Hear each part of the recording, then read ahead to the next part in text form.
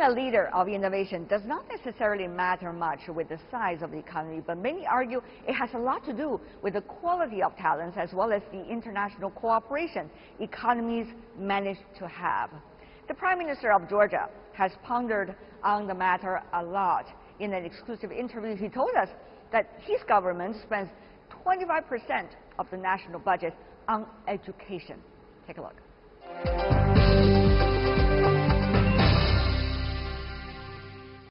Mr. Prime Minister, what a pleasure to see you at the World Economic Forum. It's my pleasure to be in your program. And congratulations for your link with the West. Thank you, and I would like to thank Prime Minister Lee for inviting me here in Dalian. Mr. Prime Minister, it is widely believed, Mr. Prime Minister, that the technological development and business community cooperation have exceeded much beyond the development of politics and geopolitics these days in the world. And therefore, politicians have a much bigger responsibility these days to catch up and also bring all your pals to catch up. Now, Mr. Prime Minister, what do you make of that belief these days? Widely you heard here at the World Economic Forum. How to catch up? How to make sure this is sound policy and not policy for elections?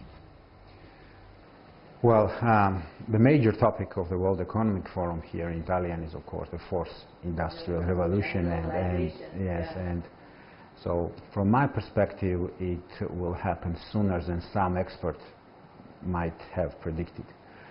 And of course, we have to prepare our societies for the big changes, because the big changes will eventually happen. Therefore, the human capital development is a major priority of my government, and this was the major reason why we initiated the new legislation according to which we will invest 6% of our GDP, which is 25% of our budget annually, in education, in human capital building process in Georgia, to make Georgia more competitive in the 21st century. Was it easy to get this done? Well, 25%? When you're talking to your peers, 25%. It's not easy because it's a quarter of the budget, so you should have a very serious arguments to do that. But I believe that that's the only right way to proceed for the countries like Georgia.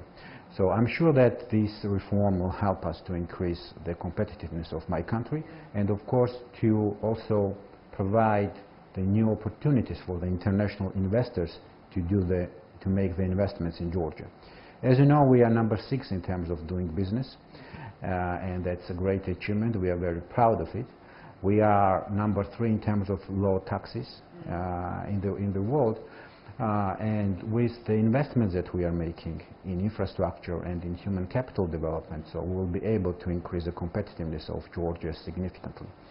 I also would like to inform your audience that we are very happy to see the trends that number of Chinese companies doing business in Georgia is growing, and one of the last investments was from the famous car producer Chang'an. So they will be building a new factory for electric cars in Georgia. So I encourage Chinese companies to come to Georgia and then make investments.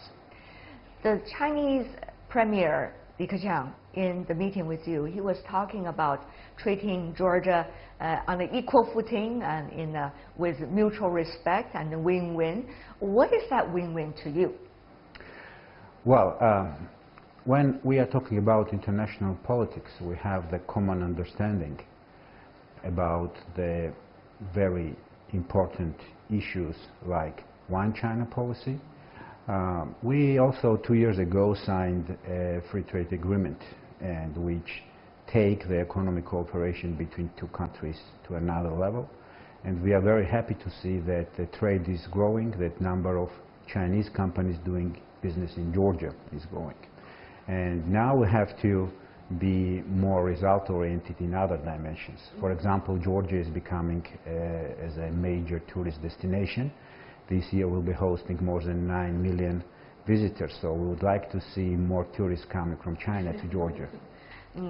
However, I understand, Mr. Prime Minister, you've been working very hard around the world trying to establish free trade agreement with various economies, including with the United States, for example. So how is that multilateral approach for you? How to balance in a way that would help Georgia in a sustainable development pattern? Well, the major goal that we have is to integrate Georgia in the global economy in the most efficient way possible. We are an open economy, so we are located at the crossroads of civilizations, and we are the gateway for 8 landlocked countries. So basically, we are the natural candidate to become a regional hub for international business. So it's an individual and sovereign decision of any nation how it will be integrated in the global economy. So what's your decision? Well, of course, our decision is to have a very open and liberal economy, to have free trade agreements with all major economies, to give the platform to the international business, to the big corporations all around the world to do the business in our part of the world. That's how we see the role of Georgia. There are a lot of cooperation opportunities, as you mentioned, Mr. Prime Minister. You were in discussion with the Chinese Premier about them. One of them is about the Belt and Road Initiative. Now, the second Belt and Road Summit was already held in China. But the question really is how to translate this concept into more concrete projects, while at the same time make sure these projects will really benefit the people in which the projects are, while at the same time make sure it's a win-win situation, or win-win-win situation, whoever is participating. So, Mr. Prime Minister, your thought about from words into action, from action alone to best practice? Thank you for the question. Well, Georgia was one of the first countries that joined President Xi's Belt and Road Initiative. And basically, due to the geographical location, we play a very important role in this concept. And when we are talking about connectivity, some people mainly think about infrastructure connectivity. But I think that first of all, we should be focused on connectivity among people. Yeah, that would drive also the economic cooperation and business cooperation. But of course, infrastructure connectivity is very important. For example, Georgia is a gateway for 8 landlocked countries, and we should support these nations to unlock the economic value that they have. So from our perspective, of course, it will create a very important synergy among nations. Finally, before we go, we are talking at a time when the G20 summit just concluded. And they also have a declaration, which should be congratulated. But people are still uncertain about the future, not only long term, but even short term. So, Mr. Prime Minister, as a political leader yourself, as one who wants to lead the country toward innovation and change our fate, what do you need to balance at a time of uncertainty, Mr. Prime Minister? The outcome of G20 was a very positive signal to the international markets you have. Including the bilateral between China and the United States, of course. Yes, and in all other dimensions as well. And I think that also the outcome of World Economic Forum will be another great and positive signal. So we are looking for more engagement. So we should be more engaged, so we should try to make our policies more sustainable. So I'm a person who believes in sustainable development, and what we are trying to achieve on the national level, of course, the best benchmark would be to have the same approach when it comes to the international cooperation.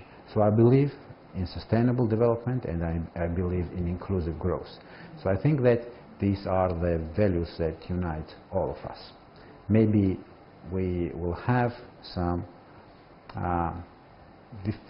different positions on other issues, but when it comes to sustainable development and when it comes to inclusive growth, I think these are the topics that unite all of us. Mr. Prime Minister, What a pleasure seeing you at the World Economic Forum here in Dalian. All the best. Thank you so much. Thank you, sir. Thank you.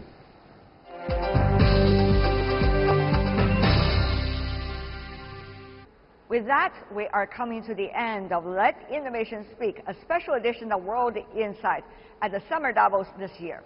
Tomorrow, we are going to bring you a special panel on the future of Belt and Road Initiative. See you then. I'm Tian Wei on behalf of my team in Dalian and in Beijing. Bye for now.